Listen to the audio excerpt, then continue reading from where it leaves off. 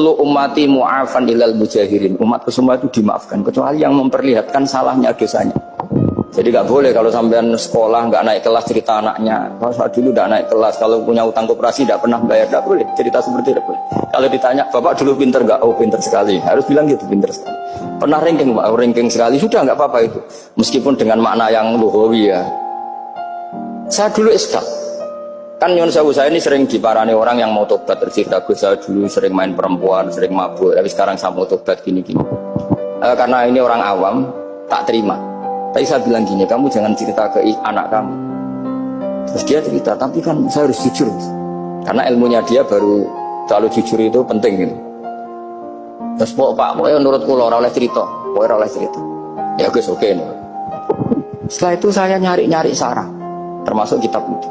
Kok bisa orang yang tidak mujahirin, orang yang menutupi salahnya malah dimaafkan, yang cerita jujur pernah salah malah tidak. Sangat-sangat bener. Misalnya seorang bapak cerita, cuma aku disini nak pacaran tak ambung. Misalnya, anaknya mesti suatu saat kan dia puber, mesti nak ngambung niru bapak ya. Nah kalau yang cerita itu ribuan atau jutaan, cuma aku zaman yang pondok itu rezekiku kombodoni. Kan terus jadi syariatun mutabah. Apalagi yang cerita ini ternyata jadi kiai, ternyata gitu ya tetap jadi kiai. Jadi kalau pura-pura soleh di rumah, pura-pura soleh, seakan-akan di pondok tidak pernah kodok, tidak pernah setor meluntir, tidak pernah apa kan. Katanya, lalu lucunya, oke itu alasan. Alasannya Imam Ghazali itu paling masuk akal. Ini saya cerita, ila aliman barokahnya baca Imam Ghazali. Fa inna Allah ta'ala yakrohu zuhurul ma'asi. Wa min asbabi zuhur adalah al-mujahar. Karena Allah itu gak suka maksiat itu begitu kelihatan.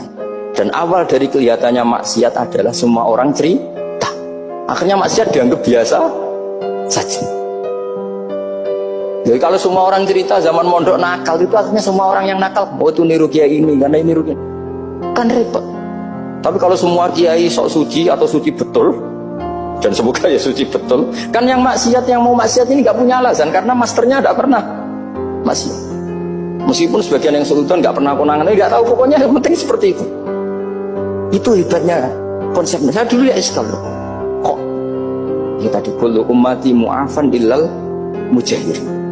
Saya dulu iskal seiskal.